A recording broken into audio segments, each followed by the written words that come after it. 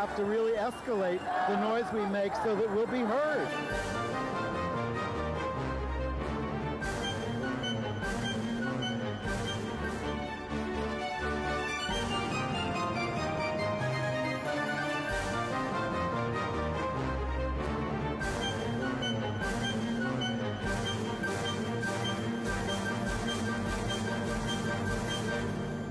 Welcome to Gay USA. I'm Andy Humm. I'm Ann Northrup. And, as many of you saw, in Charlotte, North Carolina, President Obama made 3 references to LGBT rights in his acceptance speech at the Democratic Convention, which was marked by the integration of LGBT issues. You could not swing a dead cat without hitting LGBT people at that convention. Although we're going to give a whole new name to what we have a new name now based on what the Democrats call us. Andy will explain. That is fun. Not so much fun was New York Catholic Cardinal Timothy Dolan giving the benedictions at both conventions. And rather than playing it safe, he worked in his agenda, in the Democratic one at least. It was being very selfish. That's a sin. Ann Romney passed up a chance to defend traditional marriage during an interview. I can't believe we made that a headline. NFL football players are clashing with a Maryland legislator who wants them to stifle their support of same-sex marriage. We're turning around the NFL and suddenly in about 5 minutes. Amazing.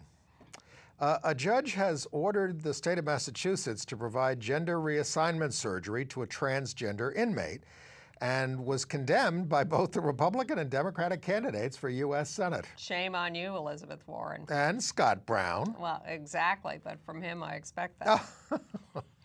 A new report from GLSEN finds that things are getting better for LGBT students in schools, marginally at least. The Archbishop of Canterbury is announcing his retirement and says, we're wrong not to have pushed more for LGBT rights. Now you tell us. Yeah, and now you're going to be succeeded by someone so right-wing you can hardly believe it.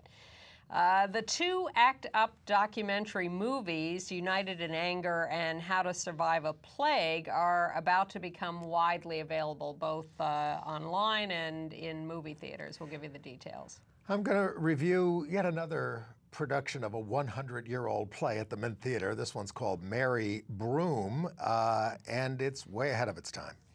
I think this defines us. While Andy was at the theater seeing a 100-year-old play, I was watching the MTV Video Music Awards where Frank Ocean stole the show. Okay. Very interesting. All right. But the big show last week, and it seems very passé now, but we should catch up with the details, was the Democratic Convention in Charlotte. So tons of LGBT visibility, hundreds, 500 and something. 10% of the delegates were LGBT, 14 of them were transgender, which was like a 60% rise from last time. But the Democrats have found a way to talk about us without saying the words gay or lesbian. And it's, we talked about this before the convention last week, how are they going to refer to us? And you said?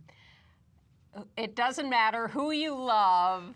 So I now want to say we're not gay, we're not lesbian, bisexual, transgender, or homosexual. We are who you loves. We are the Who You Loves. We're going to start calling it Who You Love USA. Who You Love USA. It's like Jonathan Swift. But I mean, I think some of the, yeah, right. Brobdingnag or whatever the hell it is. Yeah, so, it was something that began with H. Yeah, there was one. Hoononyms or something. You know, everybody knows out there except us. They'll tell us. Anyway, so, you know, it's a way of signaling us without sort of letting people on. Listen. I don't think there was any confusion. Listen, Mario Cuomo at the '84 convention, when I was a delegate for Jesse Jackson, says people of every orientation. Not sexual orientation, just orientation. Yes, nobody knew what the hell he was talking about. Yes, well now they do. Now they do. When they say it doesn't matter, you know, who you worship or who you want to go to the altar with. Altar, that got a little rise out of people. Michelle Obama said, go to the altar, and suddenly there was this outburst online about altar. We don't want to go to the altar. We have to be talking about civil marriage here. Don't talk about altar. It's just an idiomatic expression. I agree completely, but I was surprised that people reacted. And then there was an analysis of the way trans rights are dealt with, because and Chris Greidner wrote this article about this, saying it's an unusual concern. Advocates wish the president and others would match their deeds with their words. In other words, they do things for transgender people, Yes. but they're not talking about it. Well, I think you can understand that when you see Elizabeth Warren in a very close race for United States Senate in Massachusetts, which is supposed to be so enlightened, condemning a judge who ordered the state to pay for sex reassignment surgery for an inmate. There was even a debate within the community about this online, Yes. including from some transgender folks said, well, I can't get mine paid for. Why should they get theirs paid for? And it had to be explained, when you're a prisoner, you know, even though you You're might not, entitled you to don't have medical health care. You are, and you can't pay for it. And the decision by the judge really was quite moving. He talked about the horror of what this person was going through in being suicidal and really being threatened with survival and the need to go ahead and provide this And surgery. let the right wing have a field day with it, but you know, this is not a we're not talking about a nose job right. here. This is exactly. It is not a cosmetic procedure. It is a necessary medical procedure for some people who need that. Right. Also, there were a lot of LGBT speakers, or I don't know if there were any transgender speakers, actually, but there were Well, Cardinal both Dolan was wearing a dress. straight and No, gay. he wasn't, actually. He was wearing a suit. Oh, Let's be okay. fair here. Representative Jared Polis of Colorado spoke. Andy Tobias, the longtime DNC treasurer, out gay activist, spoke. Barbara Mikulski spoke. She's still not out, Well, but that was she a little doesn't count lesbian then. reference. She doesn't count there. We told you Tammy Tammy Baldwin did. was speaking. Barney Frank spoke. Zach Walls, the son of lesbian parents, who gave a terrific speech. And this Alejandra Salinas from Texas, who's a recent graduate of the University of Texas, who identified herself as Latina and gay. And she was terrific and inspiring and a great model for the future. How many of them were there at the Republican convention? I didn't notice a one. A big fat zero. Now, the log cabin people were there, but in fact, another brouhaha has erupted because Barney Frank Oh, whoa. said that the log cabin Republicans were Uncle Toms. Well. You may want to watch your language. Well, he's leaving Barney. office. He's starting to shoot from the hip. That's not an excuse. Well, he's what? Look, here's the basis of what he said. I'm appalled to see the Log Cabin Club in the face of worse and worse record on public policy by Republicans on our issues. They're accepted on the GOP's terms. They're willing to be accepted with no rights, no right to marry, no right to serve in the military, no right to be protected against hate crimes, nothing. So, you know, he's got a point about that. Look, he's got a point if they end up endorsing Romney, which they have not yet. Which they seem to be trending They seem to be towards. on the verge of it. I think that's very discouraging, but I do think that they try to speak up on LGBT issues, and I think they ought to be given credit for that. And I think to call them Uncle Toms is obnoxious and unnecessary. No, he just said that he figured out why they call themselves the Log Cabin Club. That's Yes. what he said. I repeat, Barney can't- obnoxious and unnecessary. Well, that's Barney. I don't care. It's not acceptable language to me. Now, people often ask, and we have some Republican, should we get a Republican on here and talk about these things? I think we represent the Republican point of view. Okay. Also representing the Republican point of view was Cardinal Dolan of New York, who, in his closing benediction of the convention, you can see this online on the C-SPAN site. Well, don't forget he did the Republican and the Democratic convention. I didn't see what he said at the Republican convention. I read both of them, and there were slight differences. There was much more scolding of the Democrats, basically.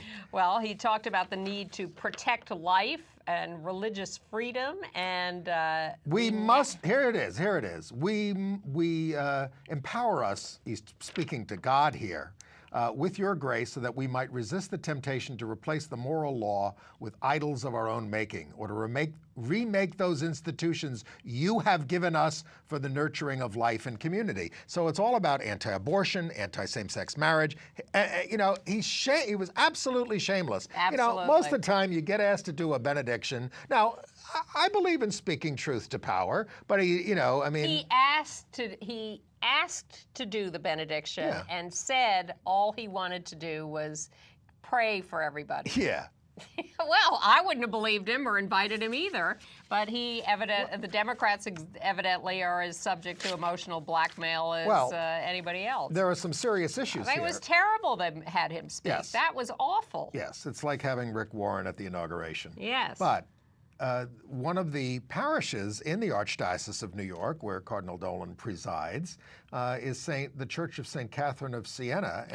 And in a church bulletin, they said, "We urge our fellow Catholics and indeed all people of goodwill to join us with full-hearted effort to elect Governor Mitt Romney the next president of the United States." So they're being sued by the Americans United for the Separation of Church and State. You're not allowed to do that. Well, Americans United for Separation of Church and State has filed a request with the IRS to investigate them, because it is an IRS rule that you cannot be tax exempt and make political statements on behalf of candidates.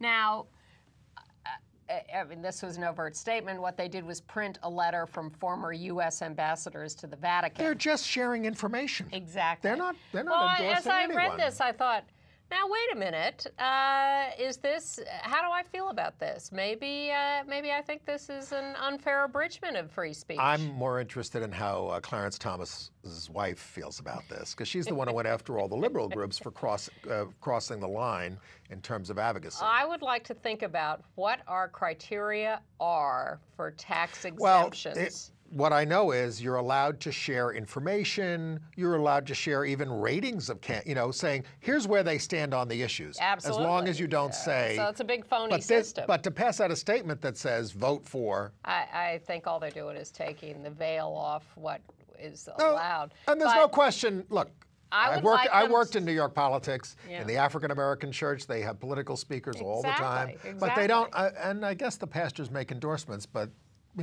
Well, certainly by who they invite to speak. Well, no. They'll invite anybody, pretty much. Pretty much, yes, is allowed to speak. They have to be careful, too. Yeah. Or they just run for Congress themselves. Well, in the midst of this, we have Tammy Baldwin, who is running for Senate in Wisconsin. We love Tammy. She has been in the House of Representatives for years. She was the first out lesbian or gay person to run for Congress in the first place as an out person rather than coming out once she was elected. More to the point, she's for restoring Glass-Steagall and stability to our economy. When she first ran for Congress, her big platform was health care. She's a wonderful progressive. Yes. And unfortunately is now pitted against the former governor of Wisconsin and former HHS secretary under George Bush, Tommy Thompson. Very popular governor, and he's beating her in the polls badly. Well, an aide to Tommy Thompson sent out an email showing Tammy Baldwin at a Pride event on stage, just dancing with some characters dressed in drag as Wonder Woman and other characters. There's Tammy over there on the right. Now, to me, this is a video that should get Tammy elected because it turns out she can dance and have a good time. And usually we just see her in a buttoned-up suit. I bet you Tommy can't do that. Tammy can, but Tommy can't. So this has now become a point of contention in Wisconsin. Tommy Thompson is anti-gay. He's not the farthest right anti-gay that there is, but he's opposed to gay rights. So the email sending this out declared her, against Wisconsin values and family values by dancing. No, you've got to wear a cheese head. That's what you've got to do. That's right, if she'd had a cheese head on. To show that you're a respectable person in Wisconsin. Well, I'm impressed by Tammy's dance moves, so I think that should just boost her up in the polls. But this is what it's come to, this and the Grisanti race in New York, where they're sending out porn pictures of There's a Republican running upstate New York, and he's got an opponent who says it was a mailer. But we should be showing you this, but you can go to the Corbin Fisher We porn should site. not be showing it. It's not explicit. No, but when It you shows- first look at it, you think it is. It shows a guy about to go down on another guy. Yeah. And then says basically that Grisanti is a whore for campaign cash. Yes, for taking money from people after voting for marriage equality because he's a Republican. That's a very fascinating race. Can't wait to talk about that one next week. Yes. We'll have all the results of the primaries in New York next week, including who won for judicial delegate in Manhattan. No campaigning on the air. Right. Grindr was heavily used in Tampa during the Republican convention. By presumably Republicans, gay Republicans. Their usage was up 242% in Tampa during the Republican convention. Why not? And Grindr What are conventions for? Grindr is continuing its campaign that it started a couple of years ago, Grindr for Equality, where they are sending out political messages to their subscribers, which I think is a great thing. I mean, people used to do it the old-fashioned way at conventions, just meet each other, and things like that. It's the modern age. In Wisconsin, aside from the Tammy Baldwin race, State Representative Jocasta Zanarepa, a Democrat who is an out bisexual, came out a few months ago, won her primary for a second term. And since she has no Republican opponent in the main election, she is in. Now, you look at a woman like Ann Romney and you say, there's a woman who supports family values, but she's being interviewed on KWQC in Iowa, and she's asked about, whether or not a lesbian mother should be allowed to marry her partner, and she says, I'm not going to talk about the specific issues. I'm going to let my husband speak on the issues because she believes in traditional values, you see. She wants to let her husband speak. She got asked about it again, and she dodged it. She wouldn't talk about contraception. Come on, either. Ann. Well, what she kept saying was, I'm interested in the real issue in this campaign, the economy. Now, I understand that's their talking point and that we're not going to penetrate that, but the gall, the condescension of not being willing to tell people what you're really going to do in office. It's like they're talking about now Romney won't talk about the details of his tax plan. Well, how about that David Gregory interview on Meet the Press? I went back to eating breakfast and reading the paper. I mean, David Gregory is such a build-up for this one-on-one interview on Meet the Press. Please. And all David wants to do is be liked by this guy. He doesn't ask any follow-up questions. He thinks he's tough. He's a fucking idiot. I'm sorry. Excuse me. Bleep that. It makes me furious to watch almost any American reporter go after. They don't go after. They don't go after at all, and it's very, very discouraging. Oh, it's just disgusting. But there is. How are we supposed to learn? On the other hand, you're right. He will not release any details of all these loopholes that he's going to close. We have to count on the debates, and that Obama will be smart and smooth enough to be able to reveal how truly disgusting he's being about his unwillingness to talk about it. And I am old enough to remember Richard Nixon's secret plan to end the war in Vietnam, and that's exactly the kind of campaign that Romney is running what comes without to actually mind. saying But it. if you want to sort all this out, the New York Times is going to sponsor a forum in Washington on gays and the election. And it's a 4-person panel, and they're actually going to have one gay person on it. Frank Bruni, who writes for them. The other people who are going to be discussing gays in the election they're pro-gay, Senator Kirsten Gillibrand, our friend, Ted Olson, obviously our friend in the marriage fight, and the moderator is Andrew Rosenthal. Even though he's the son of one of the worst monsters in Time's histories, he's pro-gay. Yeah.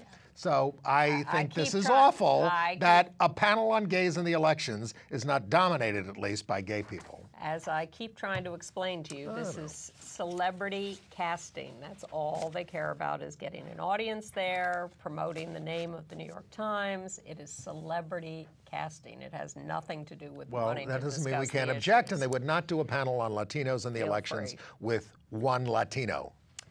No, but they would be celebrity Latinos. Meanwhile, Mitt Romney appeared with Pat Robertson and supported God.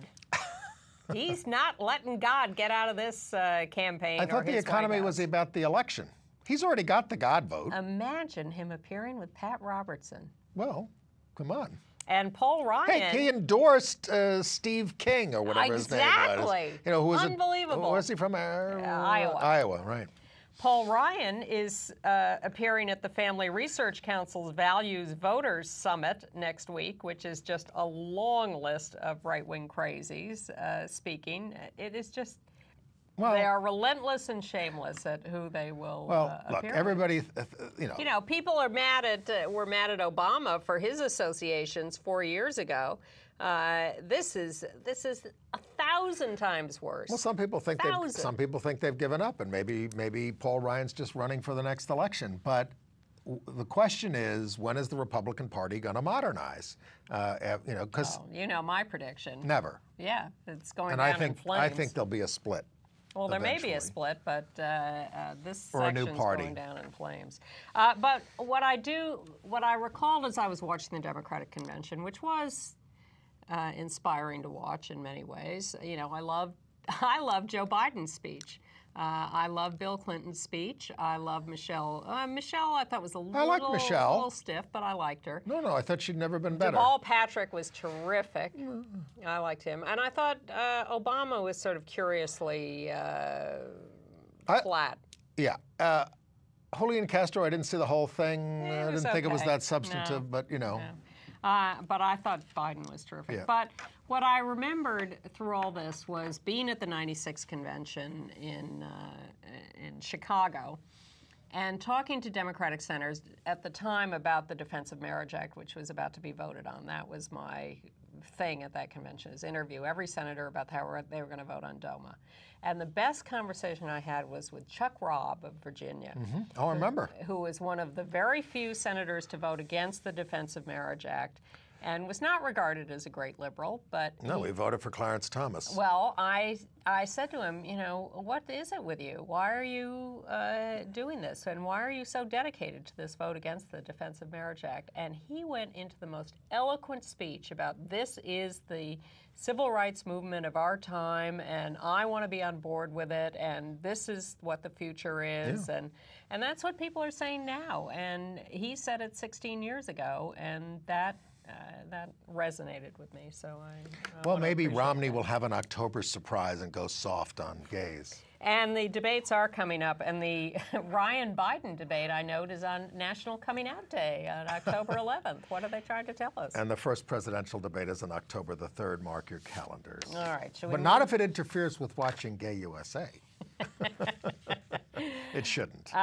Meanwhile, a politician in Maryland, Emmett C. Burns, Jr., a member of the House of Delegates, a Democrat, pastor. Yes, he is the pastor of a church, and he is a right-wing nutcase. Yes. I mean, he's not taken seriously, but I mean, he wrote this letter. Well, because he became aware of a videotape message made, we have seen thousands of these, made by a player for the Baltimore Ravens a year or so ago. Brendan Ian Badejo. Ian Badejo. In support of marriage equality in Maryland. So let's see what got Delegate Burns so upset. I'm Brendan Ian Badejo, a linebacker for the Baltimore Ravens. I believe we should be doing everything that we can to make Maryland families stronger, which is why I support marriage for gay and lesbian couples who want to make a lifetime commitment to each other. People from all walks of life, including gay and lesbian couples, want their children to be in stable homes and protected under the law.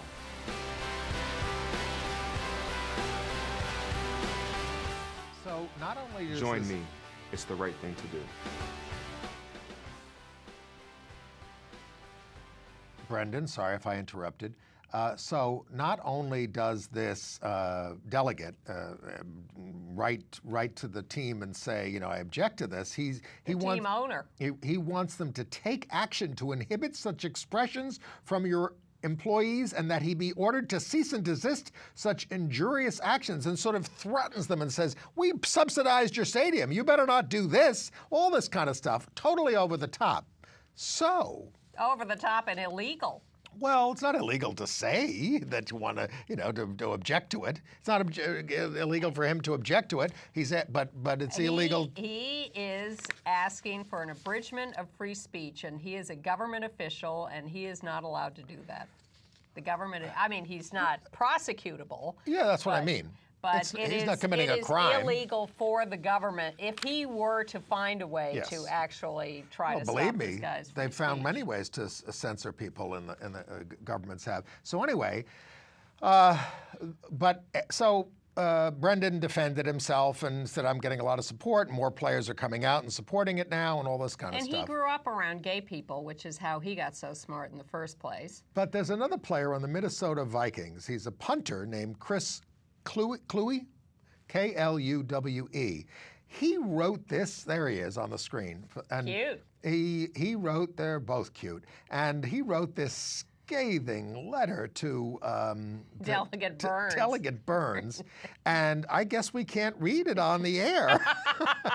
What on earth would possess you to be so mind-bogglingly stupid? It baffles me that a man such as yourself, a man who relies on the first, but he. Mind-effing obscene hypocrite, he calls him. He goes. He says it's not going to turn you in. Can I say this? It's not going to turn you into a monster if you have same-sex marriage in the state. He goes. He's very colorful. You're going like this. for getting kicked off the air No, tonight. no, come on. You That's can say. two. No, wait a minute.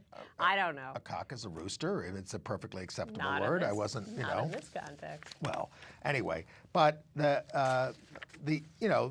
he. Well, it went viral. His letter was so outrageous and so angry and so brilliant that it went viral. His father said, the player's father said, "Now, son, I support your view, but I mean, you could have. What about not using that language?" Well, then he wrote a clean version. Which was less interesting. What? It was funny. He's a very funny writer. Yes.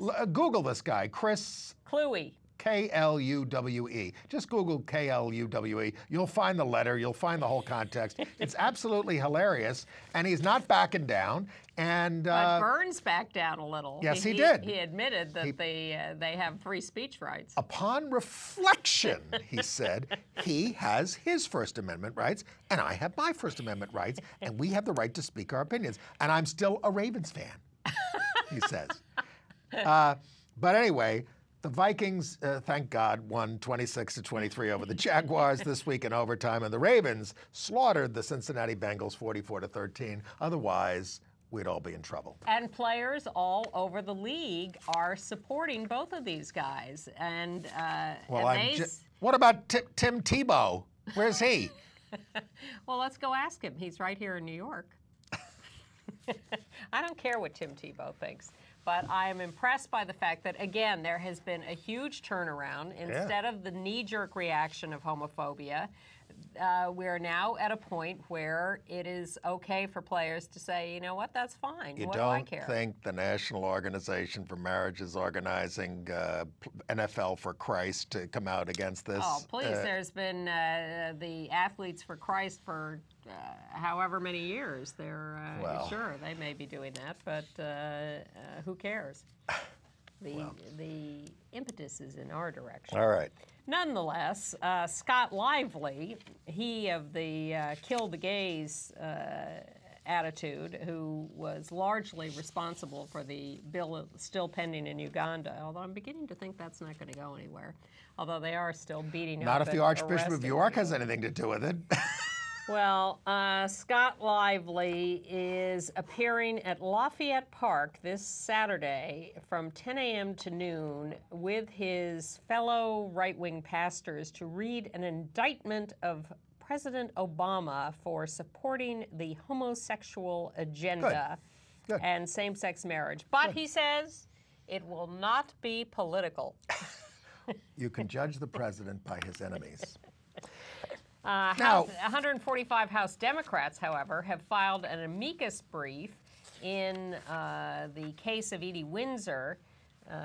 And the city of New York has reversed course and is now fighting for same-sex marriage in court after defeating it in 2005. And the states of New York, Vermont, Connecticut, the NAACP, tons of organizations have all told the Supreme Court that they want the court to take these DOMA cases and decide in our favor. So we should explain. We are expecting a decision on granting cert from the court within a month. Well, on the Prop 8 case. I don't know that there is any deadline. These cases will go to the Supreme Court conference for discussion on September 24th. They need 4 votes to take a case. Yes. Out of 9. We're hoping they do not take the Prop 8 case because we don't think they're prepared to legalize same-sex marriage more broadly than California. So we're happy to have that decision stand. Well, they could take it and rule on narrow grounds and just say it applies to California. Oh, but we already have that from the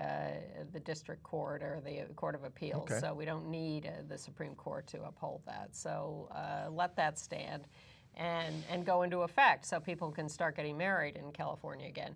But take all the DOMA cases and declare DOMA Section 3 at least. I'd like the whole thing declared unconstitutional, but at least Section 3, which is what people have raised. Now, if but I don't know that they're under any schedule deadlines for for announcing what they're going to do. We do want them to take the DOMA cases, and we want DOMA struck down for the whole country. Yes. But should they decide for some reason, even though there are 7 cases, I think now, should they decide not to take it, do those decisions just stand, and then DOMA is done in those parts of the country? I would like our friends at Lambda and in the ACLU and NCLR to answer that But question. we think, given the fact that there's a critical mass of cases, that they're pretty much under an obligation to take it. It probably would mean that the decisions that have been reached would stand for those jurisdictions. Yeah, which is a lot of them now. It is, but it's hard to imagine the Supreme Court would let that situation occur. It's a federal law. Why would they set up a system? Because that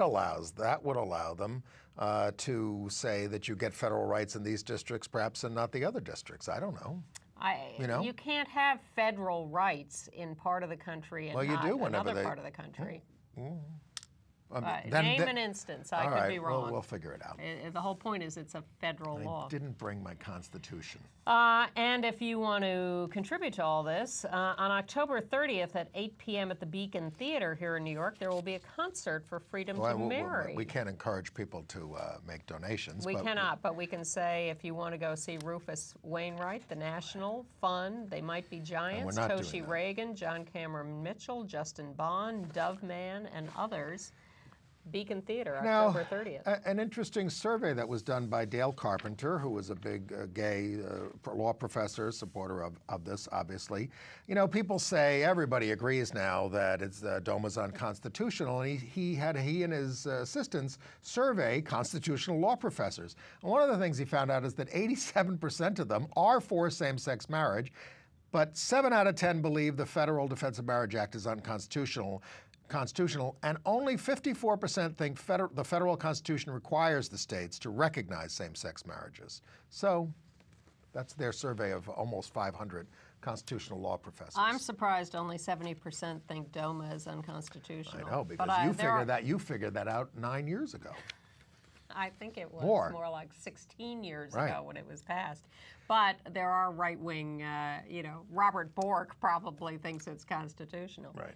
All right, are we? Well, and the main marriage thing is really kicking off into high gear there, and in the other states. And in Michigan, there's a lesbian couple that is challenging Michigan's marriage amendment in court.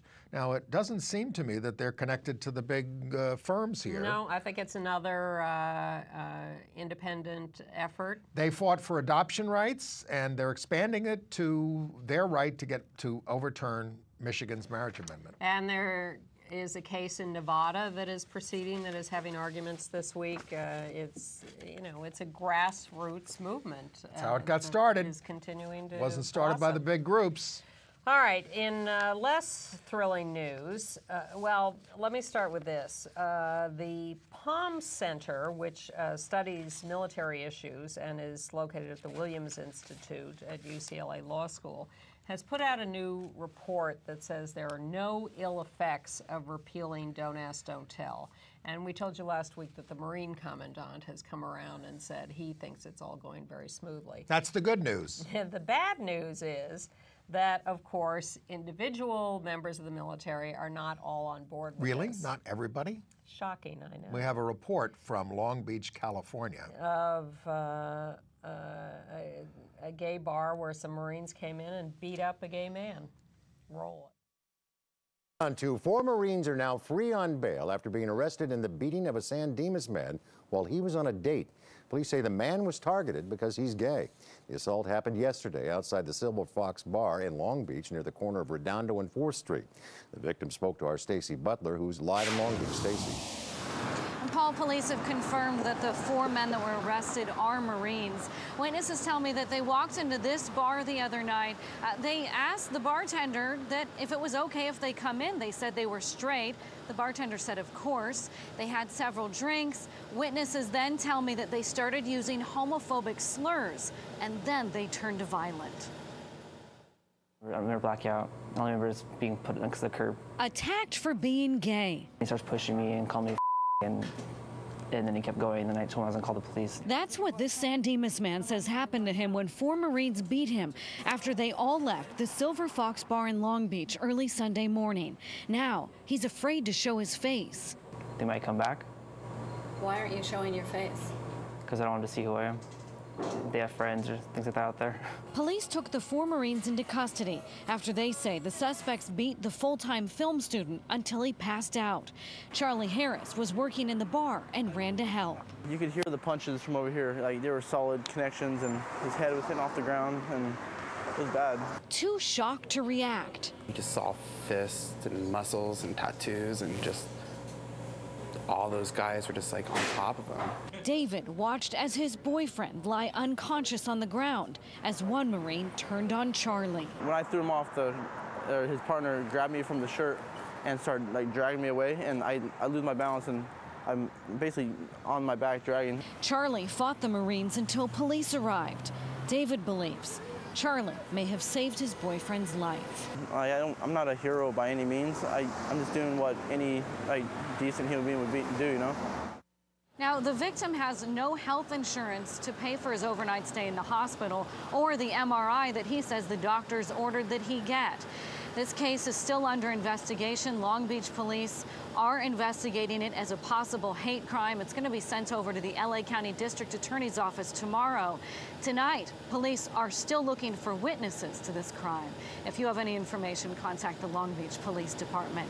We're live tonight in Long Beach. Stacey Butler, CBS 2 News. A cowardly attack. Well, and what's so clear is that they sat around and hatched this plan to go to a gay bar and beat someone up. You know, they find the bar, they ask if they can come in. Do you think it's their rebellion against the repeal of Don't Ask, Don't Tell? I think they're idiots. I think they're bigots, and I think they're, you know, the most violence in this country and maybe this world is committed by young men, who, which is not to condemn Women are catching all young men. Women are catching up, though. It certainly happens, but that's the danger zone, and they thought this would be a cool thing. Sad news from New York. You know, the school year opened, and our only Chick-fil-A here in New York is at NYU, and the Post, of course, went down there to gloat that it was a very popular opening day there. Can't wait to eat there. Doesn't seem to be a boycott going on much. Some people are, obviously. But good news, in a report from the Gay, Lesbian, Straight Education Network that surveys homophobia in schools on an ongoing basis and found some diminishment. They looked at the 2011 National School Climate Survey, and they found that use of anti-gay language has continued to decline for the first time. Victimization of students based on sexual orientation has begun to drop. In other words, it gets better. But not in Greensburg, Indiana, where young Billy Lucas, 15, committed suicide 2 years ago. His principal had said to him, if someone beat you up, I wouldn't know whether to give him an award or suspend him. This is the same town where that kid was in a church singing Ain't No Homos Going to Heaven. Remind me not to spend a vacation there. So Billy Lucas's mom is now suing the school district for allowing the gay bashing of her son, which ended up in his suicide. The National Action Alliance for Suicide Prevention and the Surgeon General have unveiled their new suicide prevention strategy, and it is very gay inclusive and focuses on the minority stress that we feel and the institutional discrimination that we face as the chief sources of the disproportionate number of gay suicides. So they're out to bring that down. I hope that President Romney will continue that if he happens to get in. Since he destroyed the entire effort in Massachusetts when he was governor, I don't think we can count on that. I don't think so. And does this apply to Columbia University, where a PhD biology student from Chile is charging that sexual advances by his supervising professor? Well, the professor sends him an instant message and says, would you, and this is a young guy, and the professor is an older man, and he goes, would you mind dating an older guy? And you know, the kid is like, what the fuck? And he said, you know, and after rejecting his advances, the professor wrote him, you're out. I don't know what that means exactly. He is out of the closet. And then it went back and forth, you're okay, then you're out. And then Columbia is having him, like, deported. Yeah. Which is an outrage. I mean, we don't know all the facts, but he's suing, so we can't find out now.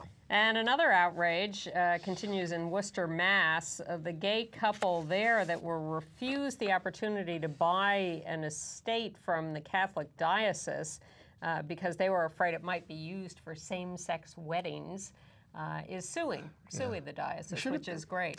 It just astonishes me. We hear this all the time, that the Catholic Church wants to control these properties in perpetuity after they leave them. The city of New York, you know, buys Catholic school spaces and has to sign a contract that says sex education will never be done here. In perpetuity, you got to have a van outside to take them outside to teach them dirty things. I really admire one of the guys in this case. His name is Alain Beret, and he says, I've quietly lived in the mainstream for nearly 60 years, and I expect to continue that, but I will not continue that at the expense of my dignity. So this is sort of the first time he's making a big public case about it. He just tried to make a real estate deal. These are the individual heroes who have made this movement what it is, and we talk about them every week from all over the world. People rise up and demand self-respect, and that's what this is all about. And one of them died a couple of weeks ago here in New York on September 3rd, Lou Todd. We have a picture of him. I knew Lou from the early days of the movement, but he goes way back before me. That is not Tolstoy, that is Lou Todd. He was involved right at Stonewall, and he was already a small businessman, middle-aged guy when Stonewall hit. He died at 82. And well, he was in the Navy in Korea. He was an administrator for the fire department. But he sold his Mr. Softy ice cream route to become an activist. Yes, he did, and to benefit the movement, and to use the money to benefit the movement. And you know, at the Rainbow Room, he and Alan Roscoff liberated the Rainbow Room back in the early '70s, and got written up in the papers for it. But he did a lot dancing together. But he did a lot of things, raised a lot of money for things because he ran businesses and things like that. He was also very close to Ed Koch and worked for Ed Koch in the administration. And wasn't a Koch apologist, but you know, he did a lot of good as well. Yes. Lou Todd. I guess we'll see Ed when we go to the service this week. Oh my God. I imagine. I'll have to ask him a question. I'm working on his obit. Okay. Tell him that. I will. Why not? Oh, he'll be thrilled. I'll get his own view. All right. International news? Sure. No, you know, I was glad to see one of the Catholic bishops finally convicted for covering up. Yes, that was nice. But meanwhile, the Archbishop of Canterbury, Rowan Williams, is retiring. Now, when he took office, he had been fairly liberal. Yeah. And he had been a supporter of LGBT rights and maybe even marriage. Just like Obama. And he took office as the Archbishop of Canterbury, and suddenly he's trying to reconcile with all the African ministers who hate us, and we think, whoa, what's this all about? Well, his job was somehow to keep the Anglican communion, which you never even heard that phrase but much before this, together. Good luck with that. It's sort of like the it's not working. Party. So his solution was, well, let's kick Gene Robinson out of the Anglican conference. Let's make him the one not to be able to come, not the haters. Yeah. Gene Robinson. Because they outnumber him. Yeah. And that's where the future of the church is, with the haters. So anyway, he announces his retirement and says, We've not exactly been on the forefront of pressing for civic equality for homosexual people, and we were wrong about that. A lot of people, Really? a lot of people come out for us as they're leaving office, and a lot of people like Barney Frank come out against Log Cabin when they're leaving office. And a lot of people like Chuck Robb come out for us and then have to leave office. Well, it's worth it. Now, But the fear is that the successor as Archbishop of Canterbury is going to be this guy from Uganda who is currently the Archbishop of York and is everything you would expect from a Ugandan minister. He hates us. yeah, Not good. it's not going to be good at all. Well, it makes us wonder whether the Episcopal Church of the United States will be withdrawing from the Anglican Communion. We shall see. They like their trips to London, let me tell you. They do. Okay. So I don't think they'll give up on it. Meanwhile, They're like me. the Kampala, Uganda bar owner who allowed the gay play The River and the Mountain to be performed at his facility was arrested for doing that. God. Yeah. All right. In Sydney, Australia, there was this, he fancied himself a doctor. He's from a sect called the Exclusive Brethren Christian Sect. Right there, you can figure out a few Trying things. to, quote unquote, cure a gay man of homosexuality by chemically castrating him. So they have, and he was prescribing this drug to an 18-year-old kid, at the behest of church elders and all this kind of stuff. The drug's usually used to treat prostate cancer and and this is without even evaluating the kid or anything else like that. So he has been thrown out of the profession, at least. Whoop-de-doo. Yeah. In Montenegro, in Europe, 3 men who did a pro-gay video were attacked and beaten by a gay-bashing gang of people who call themselves barbarians.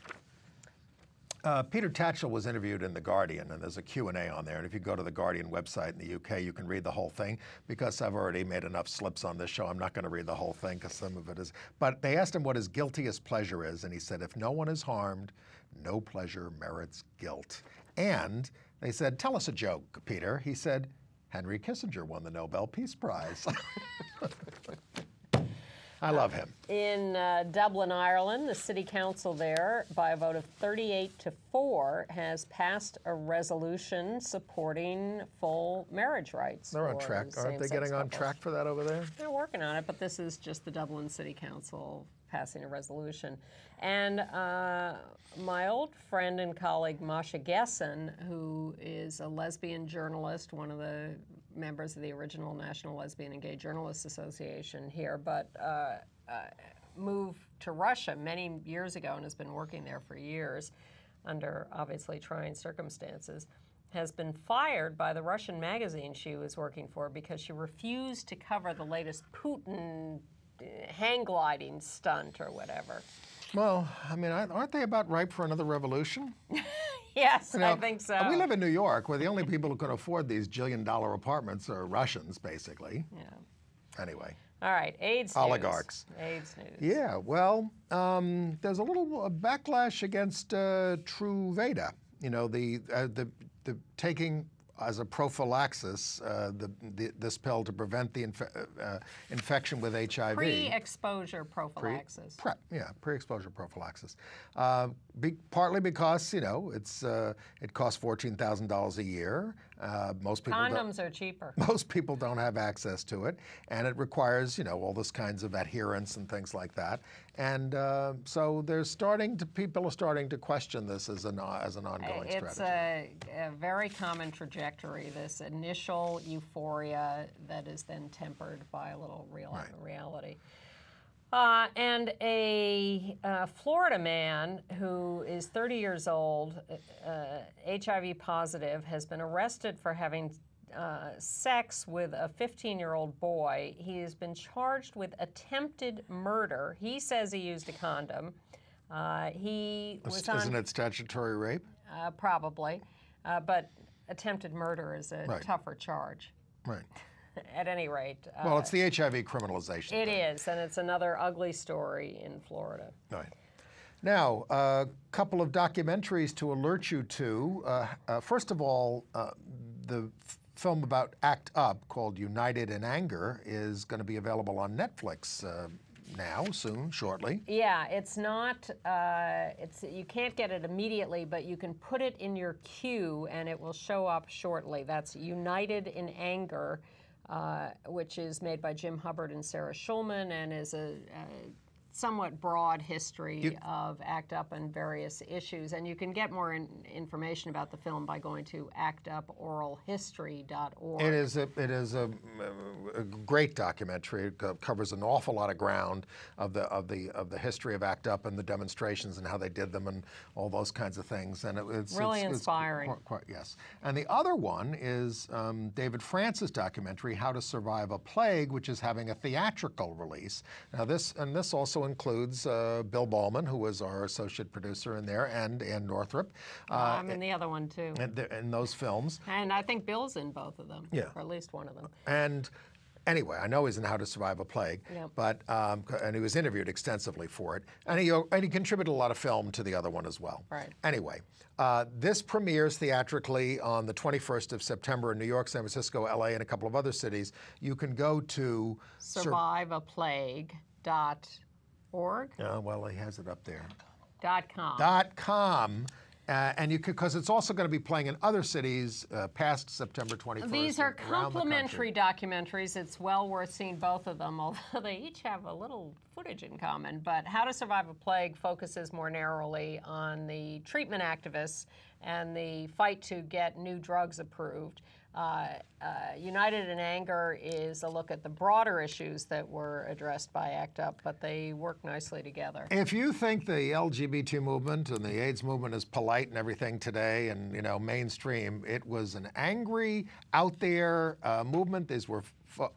Everybody was involved in one way or another trying to save their lives and the lives of their brothers and sisters. But the issue was the same. It was about respect. It was about respecting people's right to live and to get treatment, and for the government and other institutions and pharmaceutical companies and everybody else to pay attention and do their job. And that was always the demand. And one of the things that people are learning from these films is not necessarily how to reinvigorate the gay movement or the AIDS movement, because it's not going to happen that way. We've reached a different stage. But other movements around the country, you mentioned Russia, they're watching this, and they are watching these movies. And in Russia, for the democracy movement, to try to learn the tactics that they could use to transform that country. Next week on the 20th, at the Abrons Art Center on Grand Street, I am appearing with a few others at an event, a screening of United in Anger for Occupy Wall Street, to talk about tactics and strategies and where, you know, what people can learn from ACT UP in doing Occupy Wall Street. Absolutely. So, all right. See these films where you are, and if you're inspired to do something. United in Anger, available on Netflix. I think How to Survive a Plague, as well as playing in movie theaters, might end up on TV too. I imagine. Yeah. But it hasn't been scheduled yet. No, we'll let you know when it is. All right, in other entertainment news, we note the impending end of In the Life on PBS after 20 years. And it will only have Life online. They will put it online, so it will be available as an archive. All their in-depth stories on many issues and interviews with people and profiles and everything they did will be available online. But they will no longer be broadcasting on PBS. So farewell to some colleagues there. Well done for 20 years. How do you feel about all the gay TV coming up in the new season? I watched The New Normal. You said you'd seen it online, the yes. pilot episode, and I watched it too. I hated it. Now, I think as these things go, it could evolve into a more appealing show, but I thought the gay couple were obnoxiously stereotypical. I thought the bigotry out of Ellen Barkin's mouth was just completely unacceptable. What about what Jane Lynch does on Glee? Oh, that's funny. Well, that's much funnier. Well, they're trying to do it in the same spirit. No, they're not. Well, yet. And then, CBS has Partners, which I thought was a gay couple, but turns out to be a straight guy and his gay best friend, and who work together and do things together. So. Well, the gayest event of the week was on MTV on the Video Music Awards, which I like to watch every year just to try to keep up with the young folks. What's going on in the world of music. So they had all these elaborate performances, and Rihanna and Pink and all these people you've never heard of. And I would have to phone a friend. You would. But Frank Ocean, I've heard of him. He's at least bisexual. an R&B singer who put out a new album that has been rapturously received, and on which he talks about the fact that the first person he fell in love with was a man.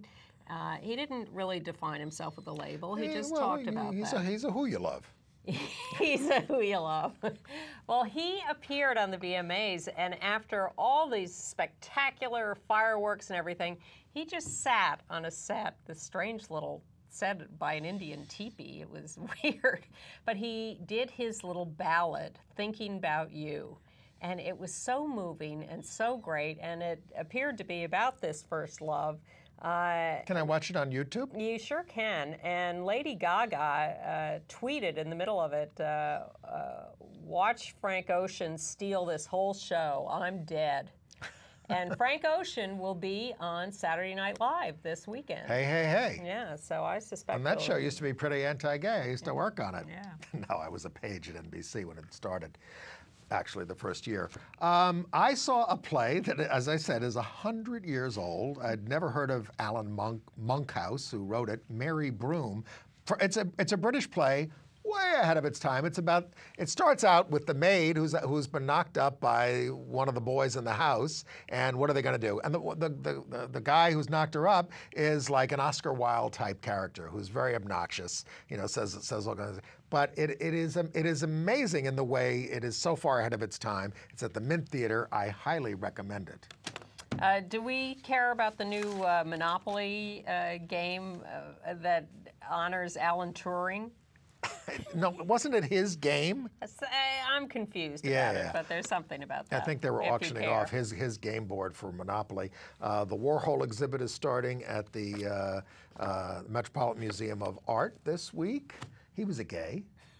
Lesbian Christina Wilson is the big winner of Hell's Kitchen, the Gordon Ramsay show on TV. She will run Gordon Ramsay's steak at the Paris Las Vegas Hotel and Casino and make $250,000 a year. She's 32 years old from Philadelphia and kissed her girlfriend when she won.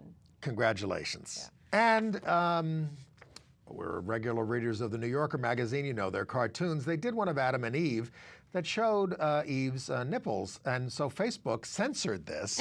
And then here's their guidelines. Any obvious sexual activity, even if naked parts are hidden from view by hands, clothes, or other objects, foreplay allowed, even for same sex, it says. Even for same sex.